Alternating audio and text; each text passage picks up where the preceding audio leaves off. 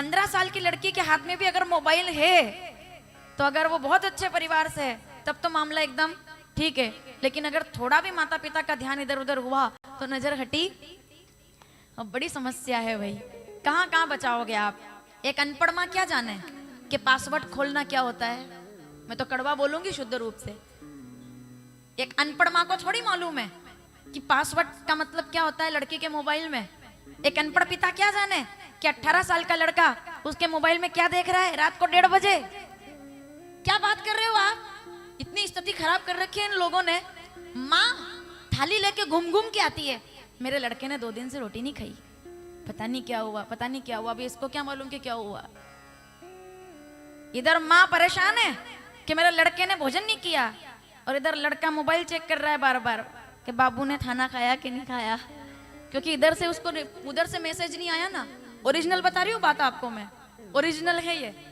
उसको उधर का इंतजार है कि उधर 1-2 दिन की लड़की, मतलब वो 2 दिन उसको मिले नहीं हुए और 2 दिन उसको मैसेज नहीं करे तो ये खाना पीना छोड़ देता है। 2 मिनट भी नहीं सोचता है कि 18 साल से जो माँ मुझे पाल रही है उसके दिल पर क्या बीतेगी जब मैं उदास होकर के घर जाऊंगा, या मैं आत्महत्या कर लूंगा, या जब मैं अपनी जिंदगी को खराब कर लूंगा, तब माँ क्या सोचेगी? क्या मैं गलत बोल रही हूँ? आज बच्चा जब नहीं रोटी खाता ना ढंग से तो माँ को लगता है बीमार है। बीमार तो है लेकिन बीमारी दूसरी लगी है उसको, उधर उसका ध्यान है मैसेज में। टिनिंग टिनिंग 2-2 मिनट पे चेक करता है वो कि मैसेज आया कि नहीं आया। ये हकीकत है। माँ बाप तो भोले भाले, किसान लोग क्या जाने मोबाइल का मतलब, अनपढ़ माँ क्या जाने मोबाइल। माता यहाँ पर बहुत माताएं ऐसी होगी जिनको मोबाइल चलाना नहीं आता होगा।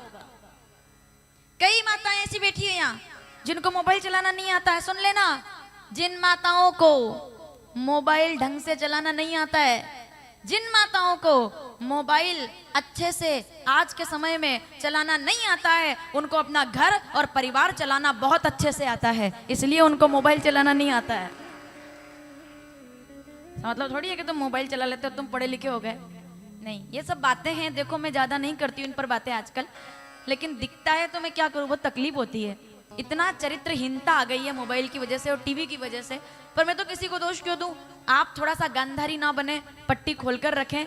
अपनी लड़की से पूछना होगा आपको कि बेटा क्या बात है। अपने बेटे से भी आपको इतना ही पूछना पड़ेगा, बेटा क्या बात है।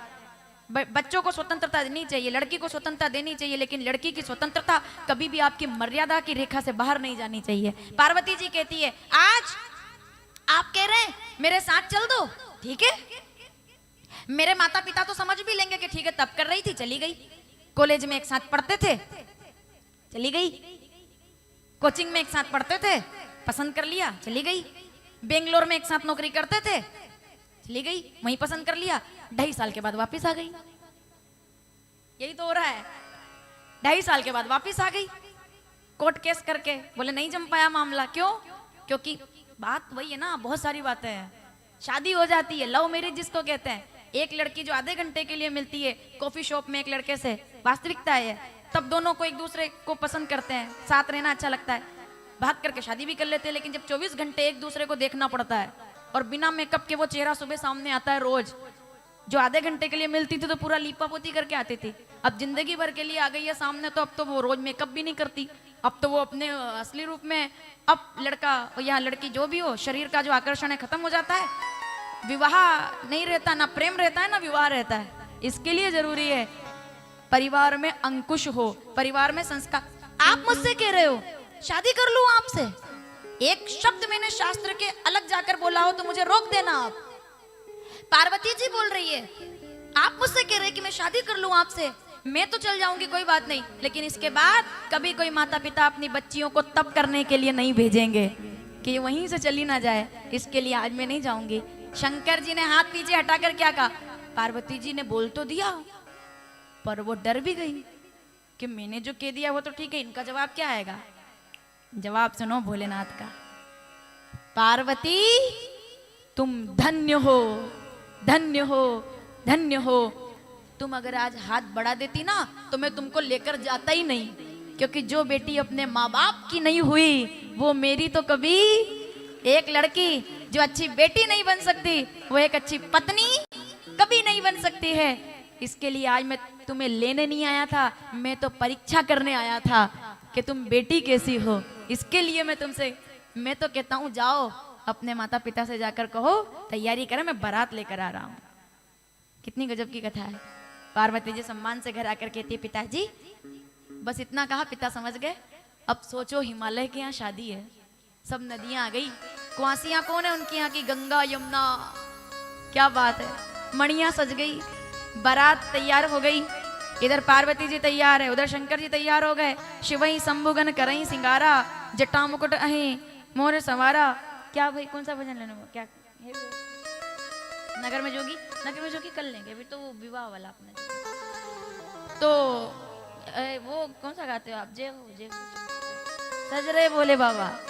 बारात आ रही है तो शंकर भगवान की बारात तैयार हो। अब बारात तो सुनो, बारात तैयार हुई, दूल्हा तैयार नहीं हुआ।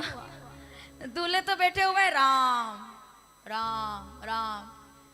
एक लड़के की शादी होती है अगर, तो वो भी 3 दिन पहले तो फेशियल करा के तैयार हो जाता है, भले यूं डब्बू हो वो, यूं भले ही मुंह भी नहीं धोता हो। माताएं कहते कहते रह जाती है कि बेटा मुंह तो धो ले, यूं भले ही डब्बू हो। यहाँ कितनी माताएं ऐसी बैठी होगी जो अपने बच्चों से केवल इस बात पे लड़ती होंगी कि बेटा आज तो शेविंग कर ले, कम से कम आज ढंग से हो जा, तू आज तो व्यवस्थित हो जा। ऐसी माताएं बैठी होंगी यहाँ, और उनका वो डब्बू बेटा जो मतलब ढंग से मुंह भी नहीं धोता होगा, वो भी शादी करने जाता है तो 3 दिन फेशियल कराता है, एकदम राजा बाबू। चला है ऐसा छेला, करता है छेला, और जोड़ी है नेले पे धेला। बताओ आप, देखो ये कद्दू, वो बेटा घोड़े पे होके सवार। तो जब ये स्थिति है, शंकर जी तो कर्पूर गौरम थे, उनने कोई श्रृंगार नहीं किया, पार्लर नहीं गए वो। उधार का मेकअप कभी नहीं होना चाहिए, जैसा हूं वैसा हूं, जैसे हो वैसे रहो ना, क्या दिक्कत है। अभी लड़कियां इतना मेकअप कर लेती है शादी में कि ससुराल वाले जब वो अगले दिन चेहरा धोकर सामने आती है तो कंफ्यूज हो जाते हैं, बोले यही थी, इसकी तो आंखें कल नीली हो गई थी, इसकी पलकें इतनी बड़ी बड़ी हो गई थी, इतना गोरा हो गया था चेहरा। और अगले दिन जब वो चेहरा धोकर आती है तो ससुराल वाले कंफ्यूज, अच्छा ये है, अब दिखे असली सामने, अब दिखे वो। तो क्या जरूरत है आप मेकअप कर, अगर आप चेहरा अपना इतना मेकअप पोत रहे हैं, इसका मतलब ये है कि आपने खुद को यकीन दिला दिया है कि मैं खूबसूरत नहीं हूं, मेरे को जरूरत है ये सबकी।